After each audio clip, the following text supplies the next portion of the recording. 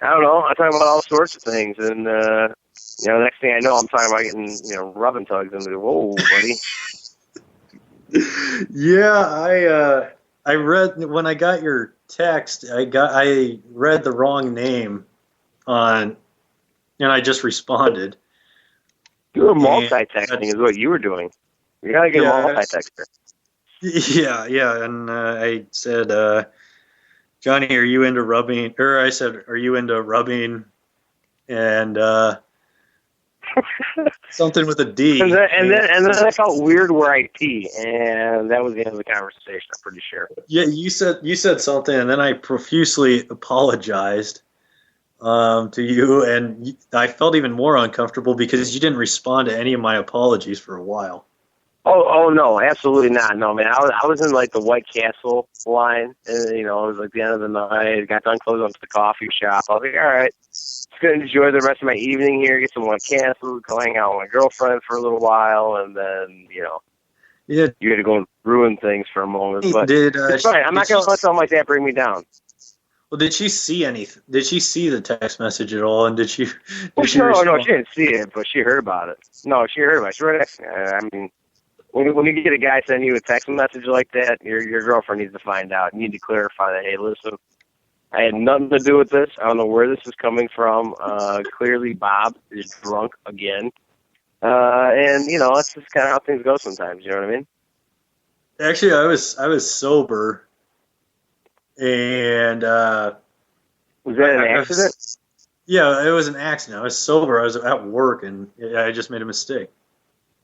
Yeah, well, it happens to the best of us, Bob. Don't even worry about it, man. All right. Well, now that you're here, national in the NFL, National Football League, as we call it, you're is that what they call it these days, huh? Yeah, the National Football League. They blow a 16-point lead, and Seattle comes back, wins. How excited is everybody in Chicago right now? Yeah, that was quite. I mean, and that's the interesting side to it too. Is like Fort Hatt's big, and like people always say that Chicago, in particular, is a Bears town, and I think over recent years that's kind of fluctuated somewhat towards the Blackhawks, just simply because it was a really hockey town back in the day, and then Wirtz kind of screwed everything up, and then the Sun took over and kind of got them back in the spotlight, and it seems like everybody's on board.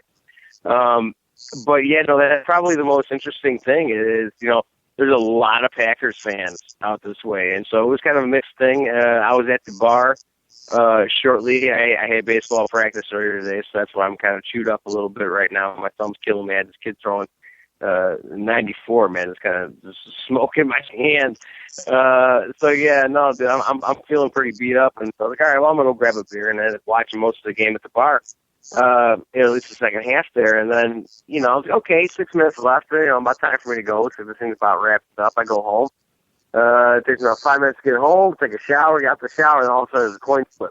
I was like, all right, and so you get caught up a little bit, and that was really interesting. I mean, Russell Wilson, super uncharacteristically, was just looking awful that entire first half. The one for 714 yards, 3 interceptions. That was just kind of not what I was expecting, and not even to mention, their defense was, piss poor, and so it was really kind of surprising how they were able to kind of overcome all of that, plus the 7 penalties. But that's what a really good defense does for you. What do you think as far as Russell Wilson goes? Do you think? I mean, it seemed like he was trying to do too much in the first half. Maybe he was trying to prove something about being better than Aaron Rodgers. I don't know what it was. He just played awful in the first half. And then the second half, he kind of got back to, at least in the last 5 minutes, got back to what he is, and that's just staying cool, staying calm, staying within himself, and it seemed to work out. Obviously. Yeah, right. No, and I think that was a big part of what he was kind of missing. Like you said in that first half, was that he was forcing balls. He wasn't being very smart. He threw a red zone interception. That was only the second red zone interception he had in the season. And so I just think maybe he was trying to amp it up a little bit, just kind of knowing that I mean, geez, look, this kid's going to his second Super Bowl in his first 3 seasons in the NFL. You know what I mean? And I think, he understands he's not on that elite level yet, but, he's working towards that. And I feel that he's very conscious of that. So that's why, sometimes he might do a little bit more than he needs to, and like you say, kind of play outside of himself a little bit in today's ball game. But once he was able to kind of hunker back in there, the defense, like I said, even though they weren't looking as great in the beginning of the game, they as well kind of came back under control. Once they got things, kind of buckled down on their end, that's when you started, Russell Wilson kind of feel a little bit more comfortable, started making smarter decisions, and just kind of played a better overall football game in that second half. And so, yeah, that's kind of the way things worked out. And it was quite interesting. I mean, it really wasn't even the second half. It was just really the fourth quarter for him. Well, it was like the last 5 minutes after they got the ball back after that interception that he threw.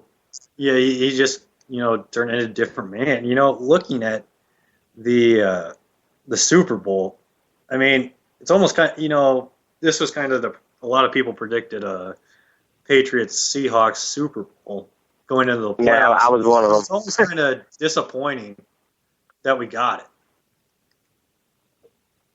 What was disappointing about it? I mean, at least in terms of it being, the two teams that I would expect, I think you're probably going to see a much better game out of Russell Wilson now. You know what I mean? Going into the Super Bowl, and again, these are the teams that not only everybody predicted. I was on that same, train of thought. Was just seeing what the Patriots have been able to do this year. They kind of got away from the run a little bit. Really got back to that today. That was kind of something I was expecting to see them do, and they kind of stuck with it.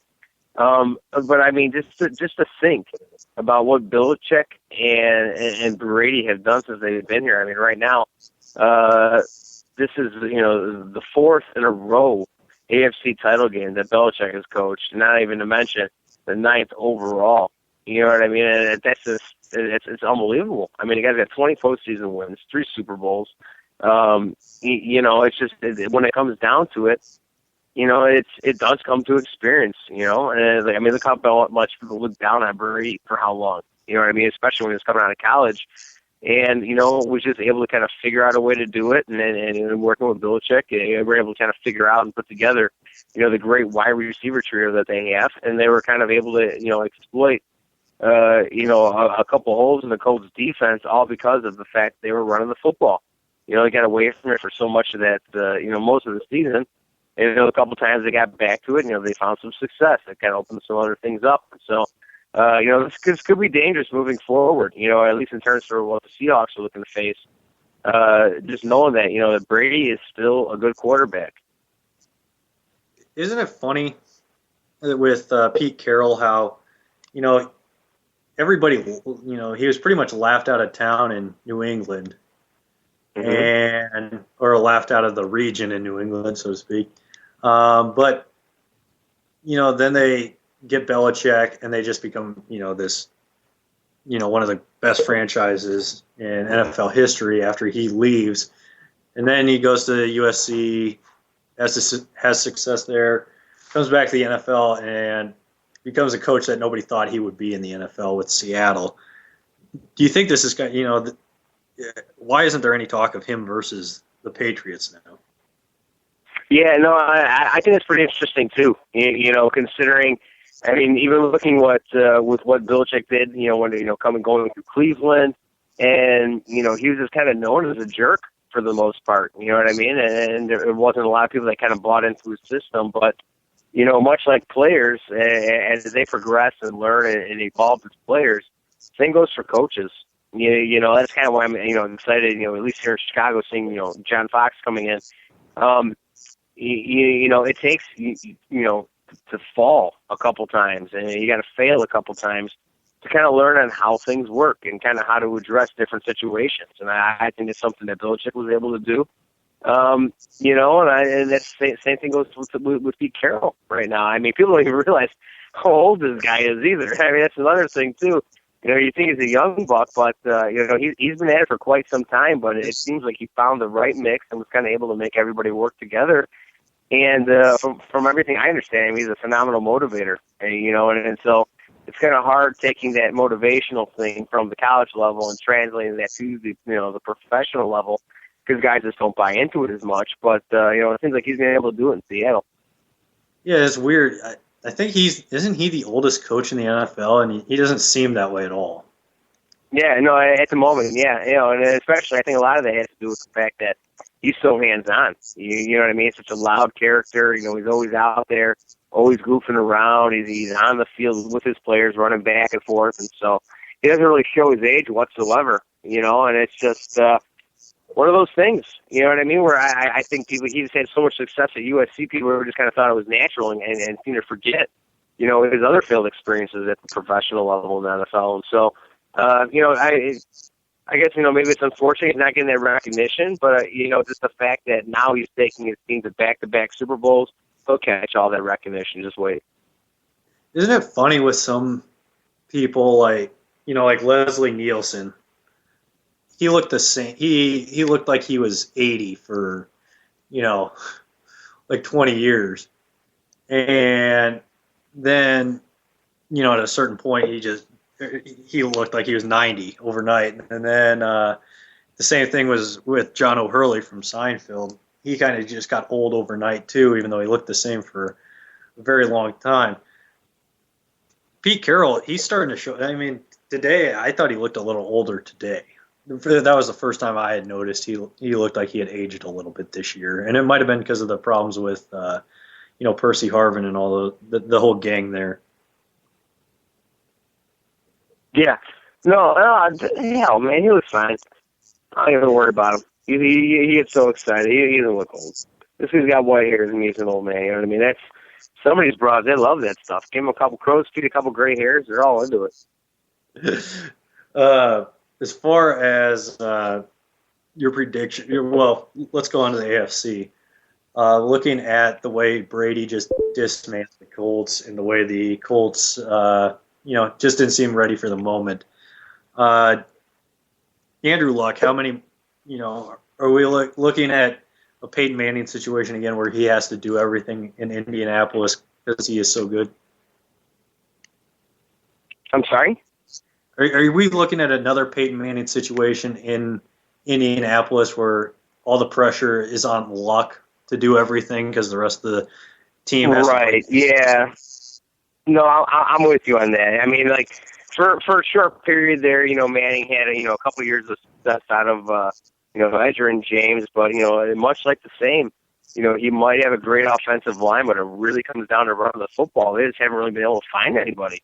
And I think that's the biggest thing, because their tight ends are consistent. You know what I mean? I mean, Kobe Fleener, it worked out great for them, and that's kind of been one of the fallback points for Luck. Where he's always had the check down guys, where he can look to one of his tight ends to make those those tough catches when he's in the tough spot. But when it comes down to it, they for as good of an offensive line as they've had, there's really no run game to speak of, for several years, and it is a consistent issue. They went through and made that, the big trade at the end of last year, and that didn't pan out for them. And it's just a matter of fact of just, finding somebody that's able to get you some yards, just a little bit of consistency, whether it's just, one back in particular, or maybe working some kind of split situation. They do need to figure out something here to just take a little bit of that pressure off of Luck, because, that's the biggest thing. Obviously, you make fun of the kid because he looks like a goofball, but when it really comes down to it, the kid can play football, and he's a great quarterback, but he does need help, and it's the same thing, like I said, like went for Manning. It was just, a matter of having someone else out there to add another aspect to their offense that I just think, like I said, it's been ignored for several years now.